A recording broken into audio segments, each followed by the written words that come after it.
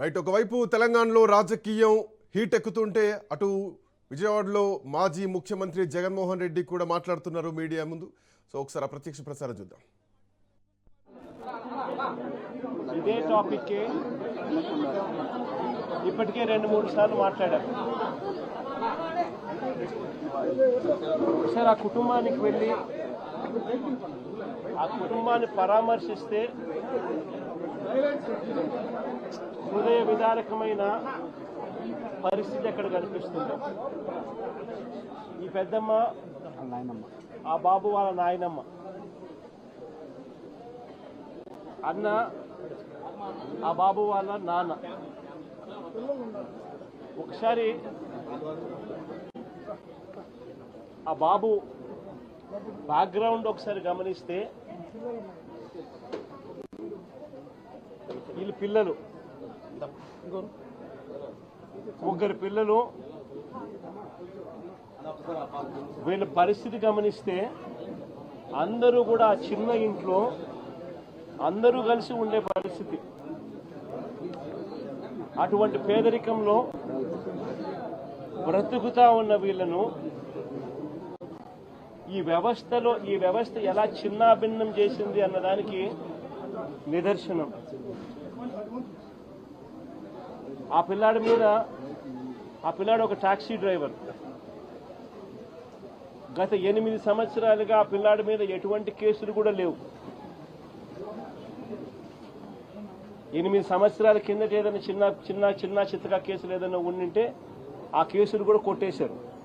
ఏ కేసులోనూ ఆ పిల్లాడికి శిక్ష కూడా వల్ల 8 సంవత్సరాల కిందట ఏదైనా ఉండింటే కూడా. ఈ 8 సంవత్సరాలుగా టాక్సీ తోలుకుంటా ఉన్నాడు. ఎటువంటి చిన్న చిత్తగా కేసులు కూడా లేవు. మరి ఎందుకు అలాంటి పిల్లాడిని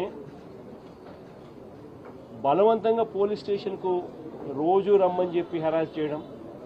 గత 3 నెలలుగా ఆ పిల్లాడిని హెరాస్ చేస్తూ, ఆ హెరాస్మెంట్ చేయడమే కాకుండా ఆ హెరాస్మెంట్ తట్టుకోలేక ఆ పిల్లాడు చనిపోయి ఆత్మహత్య చేసుకునే అంత దూరం ఆ హెరాస్మెంట్ చేయడం మొదలు పెడితే నిజంగా పోలీస్ వ్యవస్థ అన్నది ఎలా దిగజారిపోయింది అని చెప్పడానికి ఇవి నిదర్శనం. హార్డ్లీ 40 years, 40 ఏళ్ళు కూడా ఆ పిల్లాడికి లేవు. Less than 40 years age. భార్య ఉంది, చిన్న పిల్లలు ఉన్నారు. ఒక చిన్న టాక్సీ డ్రైవరు. ఎందుకు స్టేషన్కి పిలిపిస్తా ఉన్నారు? ఎలాంటి కేసులు కూడా లేవు. కేసులు ఆల్రెడీ పాతవి కొట్టేశారు. చిన్న చిత్తకా కేసులు. 8 సంవత్సరానికి ఎటువంటి చిన్న చిత్తకా కేసు కూడా లేదు. టాక్సీ తోలుకునే వ్యక్తిని ఎందుకు పిలిపించినారు? 3 నెలలుగా ఆ పిల్లాడు ఇచ్చిన మరణ వాంగ్మూలం అంటే వీడియో రికార్డింగ్ ఒకసారి చూస్తే ఆ పిల్లాడు దాంట్లో మాట్లాడిన మాటలు ఏమిటి? 3 నెలల నుంచి నన్ను రోజు స్టేషన్కి పిలిపించి టార్చర్ చేస్తా ఉన్నారు. నాన్న వెంకటేశ్వరరావు అన్న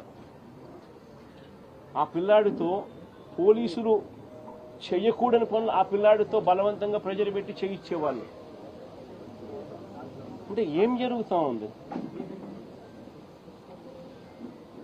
ఎంత కూడా రాజధానిలో so called capital, so called రాజధాని చంద్రబాబు నాయుడు పక్కన ఉంటాడు. అమరావతి అనేది కాదు మన రాజధాని. సో కాల్డ్ విజయవాడ మన రాజధాని. వాస్తవం చెప్పాలి, అందరం ఇక్కడే ఉంటాం. కళ్ళెదిటే పోలీస్ స్టేషన్, కళ్ళెదిటే సిపి, కళ్ళెదిటే డీజీపీ, కళ్ళెదిటే ముఖ్యమంత్రి, కళ్ళెదిటే home ministers office. Sri Lanka police station వచ్చే పరిధి కూడా డైరెక్ట్గా సిపి పరిధి. ఇన్సిడెంట్ జరిగిన తర్వాత వాళ్ళ నాన్న పోయి ఆ వీడియో కూడా చూపించి, మరణ వాంగ్మూలంతో కూడిన ఈ వీడియోను కూడా చూపించి, నా కొడుకుని దారుణంగా చంపేసినానంటే కూడా సిపికి చూపించిన నో యాక్షన్. ఎందుకు ప్రొటెక్ట్ చేస్తా ఉన్నారు అంటే క్లియర్ కట్గా రాజధానిలో ఒక రాకెట్ నడుపుతా ఉన్నారు.